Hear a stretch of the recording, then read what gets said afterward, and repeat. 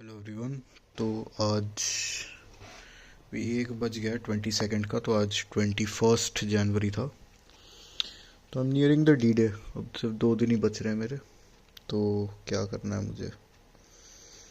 Basically आज मैंने कोई टेस्ट नहीं दिया आज, क्योंकि रिवीजन वगैरह कर रहा था। और आज भी मतलब पता नहीं प्रोडक्टिविटी का क्या हो रखा है। मतलब ठीक है टू सम एक्सटेंट। अगर आज थोड़ा लो फेज चल रहा है तो एग्ज़ाम के दिन थोड़ा हायर फेज जाएगा। यूजुअली वो वेव की तरह रहता है। तो हाँ, एनीवेज आज मैं डिफरेंशियल इक्वेशंस कर रहा था। डिफरेंशियल इक्वेशंस किया, मैट्रिक्स और डिटर्मिनेंट्स का क्रैमर्स रूल का मैंने पक्का कर लिया है। अच्छा अच्छा कर लिया है। वैसे वो चैप्टर मुझे काफ़ी टफ लग रहा है, बट क्रैमर्स रूल पकड़ के निकाल लिया वहाँ से कि हाँ वो उसका सवाल आएगा तो कर लूँगा ऐसा। और बाकी अगर हम बात करें मैथ्स में मुझे और क्या करना है, तो मैंने अपने टारगेट्स बना रखे हैं वैसे।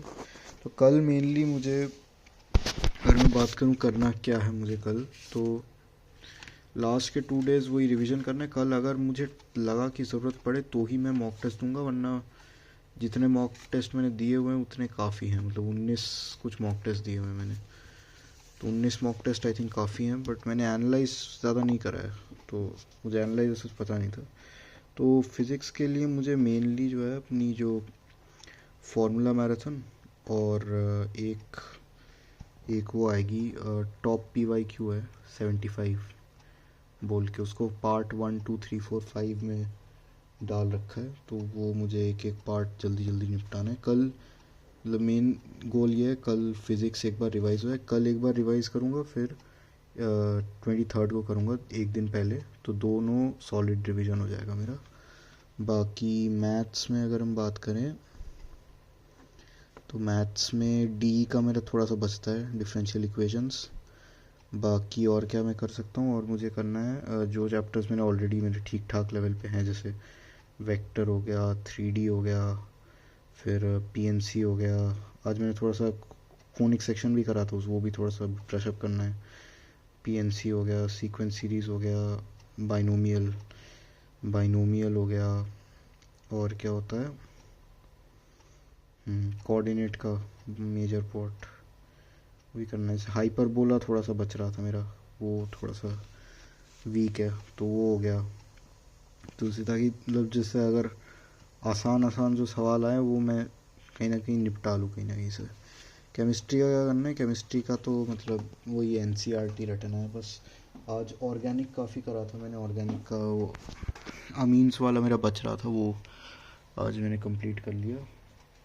अमीन्स का रिवीजन। बाकी वो टॉपिक लिस्ट तो है ही मेरे पे, वो एक एक करके कल स्ट्राइक ऑफ करता जाऊँगा। एटलीस्ट जो चैप्टर्स मैंने नहीं करे हैं उनका मैं इतना कर लूँ कि ये जो चैप्टर्स आयनिक नहीं करा तो देखता हूँ, अगर PH हो जाए तो मैं वो कर लूँगा। जैसे सॉल्युबिलिटी हो गया, सॉल्युबिलिटी का एक JMPP में सवाल आया था, बहुत आसान सा मुझे हो जाता, बट वो ये आयनिक देख के ही मैं छोड़ दिया, तो वो करना नहीं चाहिए था। तो जैसे अगर मैं देखूँ GOC तो पूरी करनी, हाँ ये वाला बच रहा है थोड़ा सा, क्वान्टिटेटिव वाला वो थोड़ा सा बच रहा है। हैलो एल्केन्स तो पूरा ही करा है, और alkanes alkenes alkane alkene reaction of alkane, नहीं रिएक्शन ऑफ एल्कीन, और हाँ हाइड्रोकार्बन मैंने नहीं करा है सच। तो अगर हम बात करें जैसे अल्कोहल फिनॉल ईथर तो पूरा ही करा है, अल्डिहाइड कीटोन पूरा करा है, अमीन आज कर लिया रिवीजन, बायोमोलिक्यूल्स पूरा करा है। NCERT रटूंगा बैठ के। वैसे इसमें सारा ही बायोमोलिक्यूल है जितने टॉपिक्स हैं। कार्बोक्सिलिक एसिड भी हो गया, केमिकल बॉन्डिंग भी किया था, रिवाइज करना है। ये मास एक्शन वास एक्शन तो मतलब इक्वेशन वगैरह बना लेता हूँ। बाकी कल कुछ इसके सवाल देख लूँगा। काइनेटिक्स में इतना काइनेटिक्स मेरा स्ट्रॉन्ग है। पीरियोडिक टेबल में भूल जाता हूँ, वो कल करना है। कोऑर्डिनेशन भी किया हुआ है, आइसोमेरिज्म वीक है। DNF ब्लॉक में पूरा ही करना है, वो NCERT से ना कुछ भी दे सकते हैं। इलेक्ट्रोकेमिस्ट्री सेल पोटेंशियल तो करना ही है। वैसे इलेक्ट्रोकेमिस्ट्री मैंने करा हुआ है, तो ये भी करा हुआ है, GOC भी करा हुआ है मैंने। और अगर हम बात करें आयनिक नहीं किया है, P ब्लॉक भी नहीं करा है। और प्रैक्टिकल OC, प्रैक्टिकल में प्रिलिमिनरी टेस्ट थोड़े बहुत आते हैं, जैसे कैन टेस्ट हो गया था, एजोडाई टेस्ट है, उसके बाद वो मतलब वैसे कार्बोनाइल्स का 2,4-DNP टेस्ट है, एक अपना फेलिंग्स टेस्ट, टोलेंस टेस्ट, तो सारी चीज़ें हैं। रिडॉक्स नहीं करा मैंने, रिडॉक्स करूँगा भी नहीं।